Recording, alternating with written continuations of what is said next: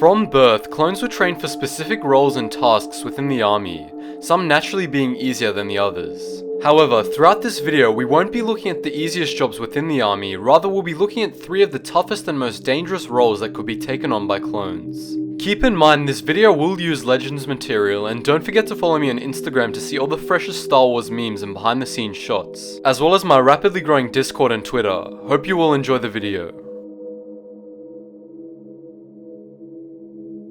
Clone assassins were specially commissioned by Chancellor Palpatine and passed Senate ruling due to Palpatine stating that the troops would only be used to quell any potential Jedi uprisings against the Senate. These clone assassins received advanced training in unarmed combat and were able to resist Jedi mind tricks and anticipate strikes. In saying this, when Order 66 arose and the assassin troops were deployed on Coruscant and into the Jedi Temple, not many of them survived. Although they were able to best the lower ranks of Jedi such as younglings, Padawans, and even Jedi Knights, they were no match for Masters and were slaughtered in the process. An example being, when Obi-Wan returned to the Jedi Temple in an attempt to warn any Jedi still alive not to come back, he was greeted by a whole squad of assassins, who were ordered to guard the transmitter beacon from any type of Jedi intrusion. The assassins, however, were no match for the Jedi Master and all perished at the hands of him.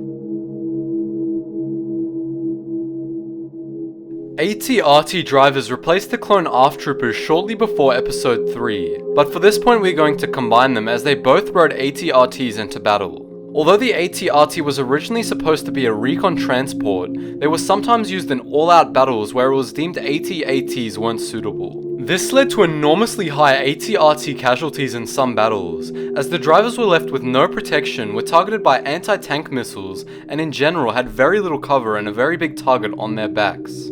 One particular battle where many ATRT drivers did not survive was the Battle of Umbara. When a number of squadrons were sent down to help the infantry on the ground, they were utterly decimated by Umbaran technology and took enormously high casualties. Although this is only one case, there are many more examples throughout the Clone Wars that show how useless and dangerous these ATRTs are to operate in battle. In fact, one of the only corps that used these tanks sufficiently were the 91st Reconnaissance Corps, who used them almost exclusively for scouting.